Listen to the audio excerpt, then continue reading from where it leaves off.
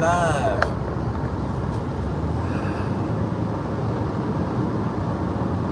Hang out here for a minute. We're on super duper early live.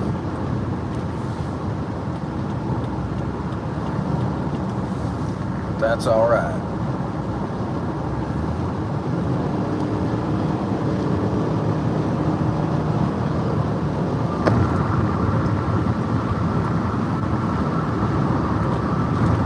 We'll give it a few minutes. Let some people get on here.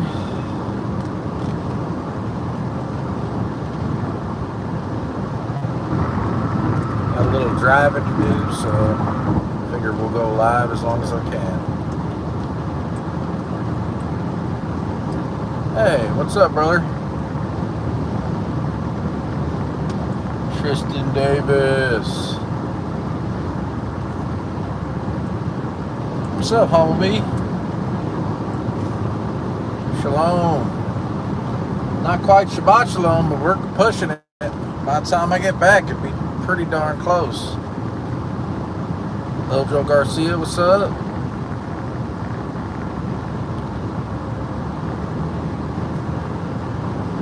Jetson, what's up? So, yeah, man, I was,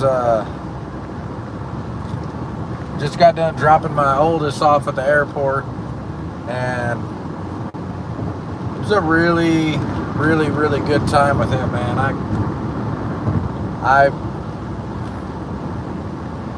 I got to say almost everything that I wanted to say to him. I mean, probably everything that I had hoped I'd been able to talk to him with and about. And yeah, I mean, last night we stayed up till 2 in the morning talking, just me and him. It's really good, deep father and son talks and accountability for my failures earlier in his life. And, you know, he talked about struggles that he's had. And you know, it was really good. I got to witness to him quite a bit about the Word, and it was well received. I don't know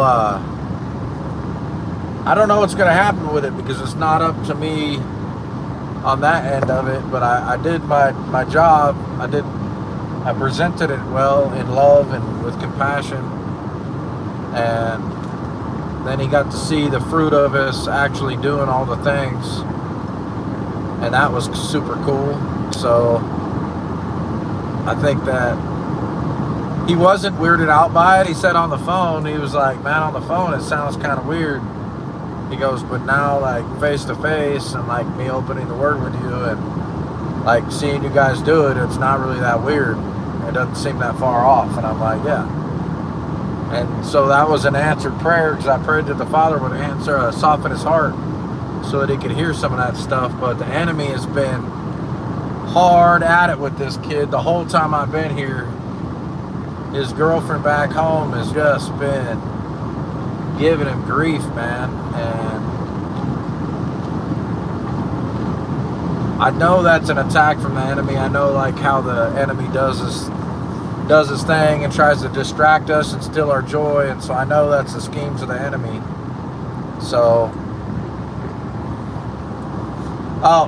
sorry, Red, you're just getting on here. I'm talking about my son. I just dropped off the airport, came out for Sukkot for a little bit.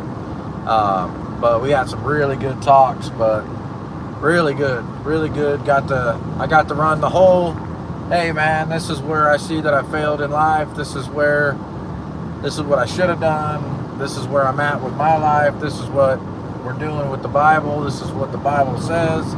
This is actually things that are taught. And this is actually what it says, which are not the same thing.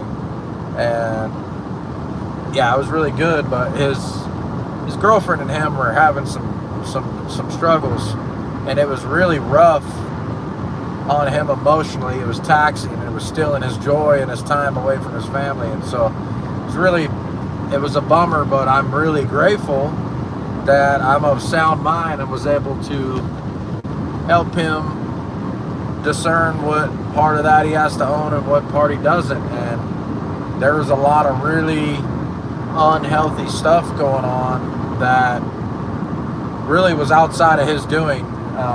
You know, he didn't cause it, and he was trying to navigate through it. So I got to be a dad, you know, and do my thing on all that. So it was super cool, but tough to see him going through it. And you know, we usually do a live every Friday night, but I don't know if we're going to get the opportunity tonight to do the live. We're going to have a big fellowship fire tonight, and I'm not sure what that's going to look like. You know, I know that the live will be, if we can do it, it'll be interesting, but I'm not 100% that we'll have the opportunity to really get there. Not because we don't want to, or we don't. Because I really want to do the live. I love doing the live. It's part of the ministry we got going on, and that's part of how we love on people, and it's part of what me and the wife's calling is to like say what truth is, and so at least share our experience with it, right? So I really I want to do the live, but I don't have good service, so I'm limited on where I can do it, and I'm also limited on how loud I can get. And since the wife's kind of loud and I'm kind of loud, might not be able to pull it off tonight. So we'll see. I want to do it, but I'm not 100% we're going to be able to do it. So we'll see what happens.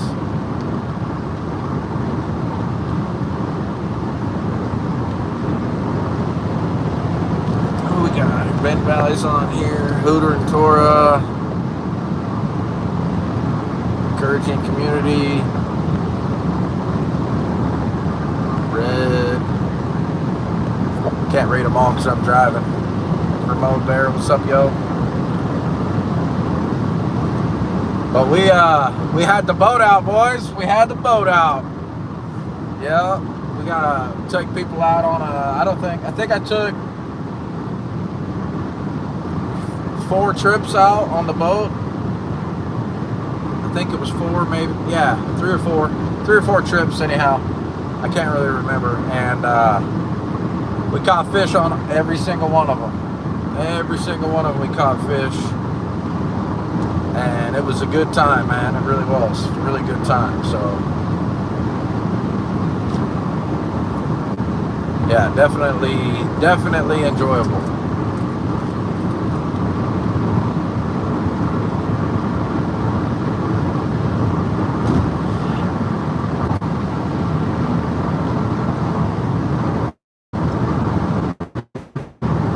Nice.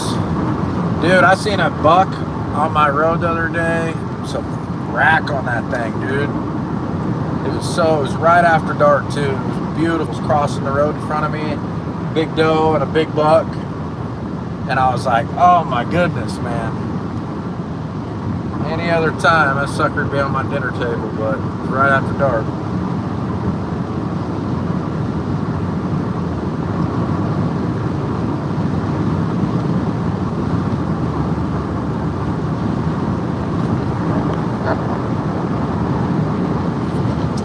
Wish I could read these chats, man. I just can't see it. They're too small on my phone, and I'm driving 90 miles an hour right now, so probably should slow down. I don't want to get a ticket.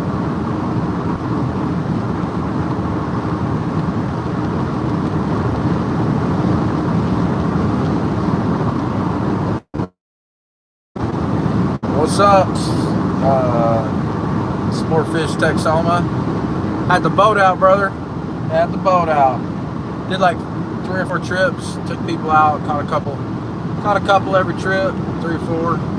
We were just drifting. I didn't have a trolling motor, so it kind of sucked because I couldn't control the drift, and we were kind of just going wherever the wind was. And I wanted to work the shoreline or the ridge or the drop off, and I couldn't do any of it. I was just kind of like whatever's happening. And if I ran the big motor, it was too much. And the lake I was fishing wasn't the best fishing, you know, just wasn't. I mean, all we caught was catfish, and even in the throw nets, it wasn't not a lot of bait. Last night we caught a lot of bait. Yeah, it was just booming. looking on the Finder, bro, and bait balls covering up the whole screen. You're all throwing that. They're like, where? Like anywhere. Yeah, it was pretty good. Yeah, and every net throw, you're getting a nice little haul. But hell, I don't know, man.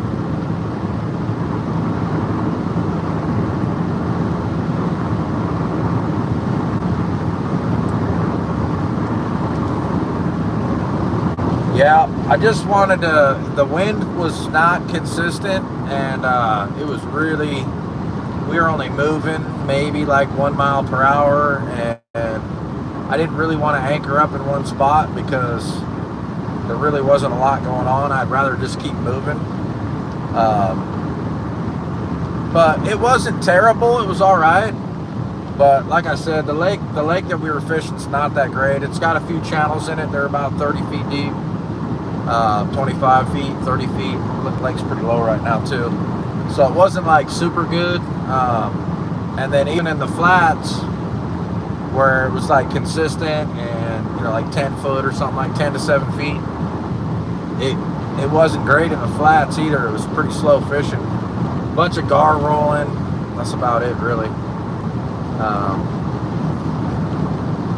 But I didn't really get the fish super hard either. I only got to fish like my kind of fishing.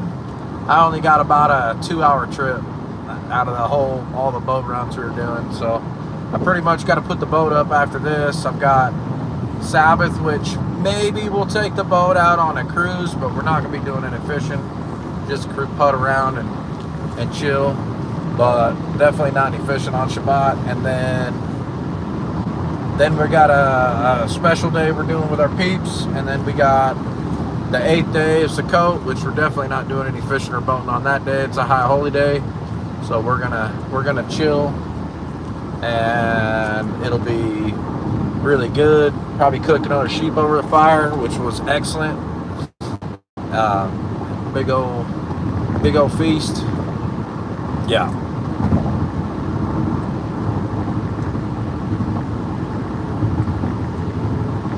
Trying and doing. You can watch some videos and kind of get some techniques or some ideas of the area you're in and the type of fishing and type of bait or lures or whatever they're using for the type of fish that you consider clean or want to eat. But you got to get out there and give it a whirl. Take your time and don't go alone. Take somebody with you, if you can. Or go to a more populated area.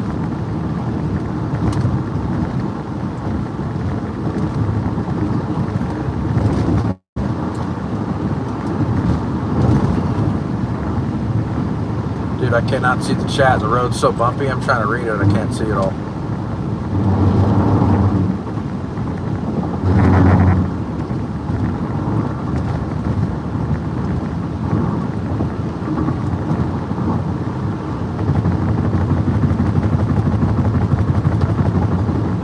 Yikes. Going through the tollways.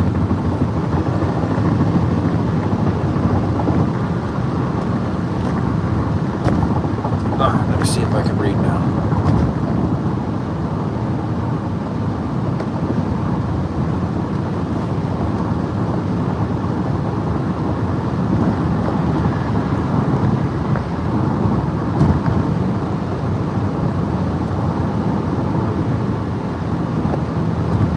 Yeah, just like anything else, reps and reps. That's it. Yeah, that's funny. Hey, so Texoma, like I was back in the trailer up and I was talking to my oldest, and I had some dudes sitting in the boat because we were about to do like a little quick man trip last night, and I was hella spaced out, and I was like trying to shoot down the right side of the ramp because it was a deeper spot because the lake's kind of low, and I was backing up and there was a fat drop off on it, dude. It's like 18-inch drop off. And I put the 2 tires right off the edge. I was like, dang it. Wasn't paying any attention. We put some rocks underneath them and then I drove it out of there. It was hilarious. I was like, come on, guy. Really? Super professional. That's why we do all that early in the morning before people get there, right?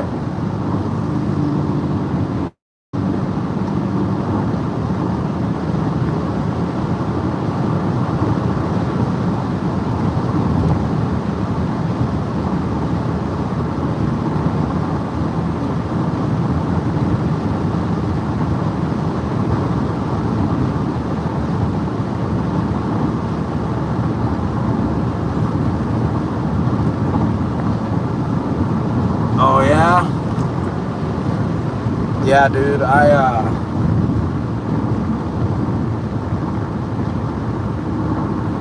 Had to drive up to Tulsa, which is a few hours away from where we're at for Sukkot, and kind of monopolized most of my day today. I cut out of there. I had to show the kid the house. He didn't get the chance to see it because we were camping, and so I freaking took him up to the house and kind of showed him around a little bit.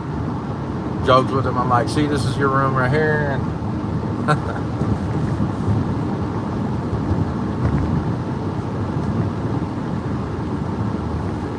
me see.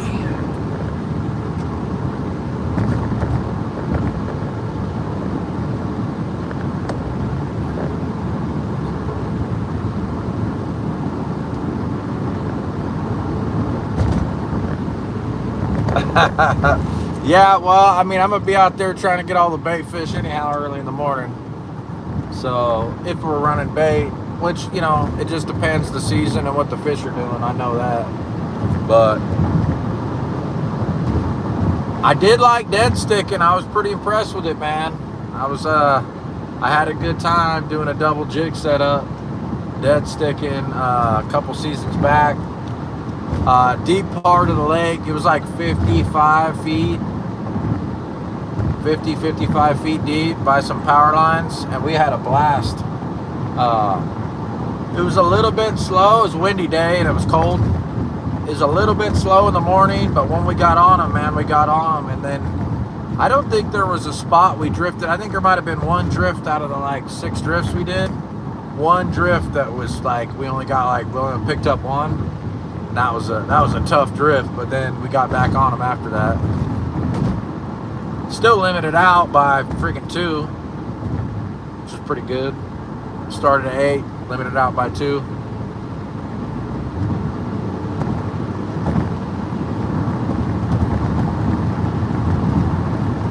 I will tell you though, boat is super comfortable, man. This pontoon boat, I'm liking it because it ain't fast, but it's stable and it's really comfortable fishing, like super comfy. It's not like my feet aren't cramped. I'm not tripping over stuff. Plenty of room. You know, you can use, I got high back swivel seats that are okay. They're kind of flimsy on the base, but even you could just put out the freaking camping chairs on there and it's legit, plenty of room.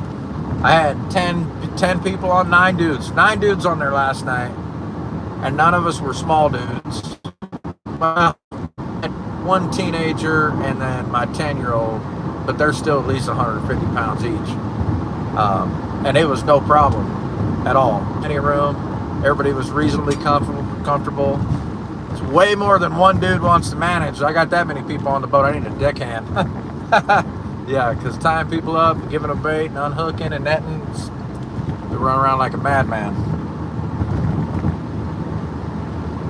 Yeah, I had a good time though, man. Boat did great.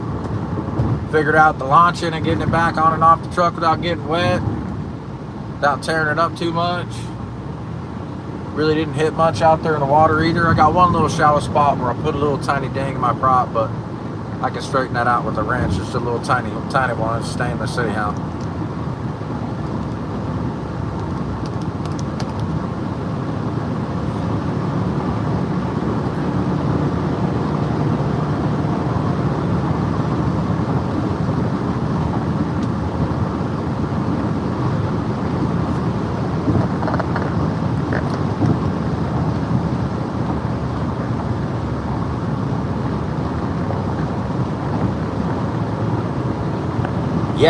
Yeah, kind of.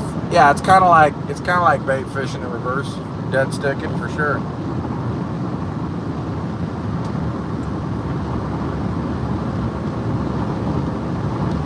Yeah, I hear you on that. And I thought about it, but I mean, if I break a prop shaft, I can replace that. It's not the end of the world. Or even the main shaft, you know. I mean, of course, you snap it off in the motor, that's going to be something else. If you snap it off in the power head, that'll be something else. But I think it'd be alright. I try to know my stuff too, you know. Like I most of the time with the stainless props, I bend them. They'll bend if I hit something. And I fished river system as part of a delta when it into San Francisco Bay. And every winter, there'd be big logs and trees and stuff coming down the river. And at nighttime, which we did a lot of nighttime fishing back in the day, you couldn't see them until you were like on top of them. And sometimes you'd hit them, or you'd be in some shallower spots that had some stumps. And yeah, I mean, you're gonna hit stuff. So it's just one of those things. Also, a lot of those back cut slough things, they're like mazes upon mazes, and people get lost out there all the time. Usually the only time I had it all memorized for me where I fished, but only time that I ever got turned around a little bit is when it was foggy. And even then, it was just like if we went slow, I could read the bank and know exactly where I was at. Which, you're not going to go fast in the fog anyhow. I remember the first time I got caught out there in the fog and our spot lamp took a dump. I was holding like a propane friggin' propane lantern off the front of the boat, and I was letting the guys drive, and I was spotting for them. Bro, 2.5 hour ride doing like 10 miles an hour, man. It was freaking terrible. Probably not even 10. We were probably doing like 5. But it took us 2.5 hours in the fog to get back from where we were fishing at, and it was freezing. It was stressed the whole time. You couldn't see nothing.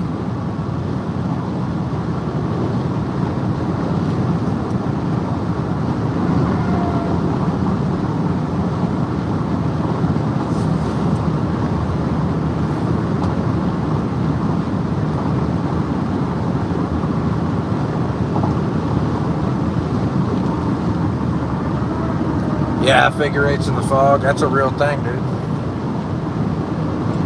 Alright, well, I'll see if I can get back and get a live stream tonight. It's going to definitely be after sundown. I don't think we'll get one before sundown. It'll definitely be, and it might just be a late night one, guys.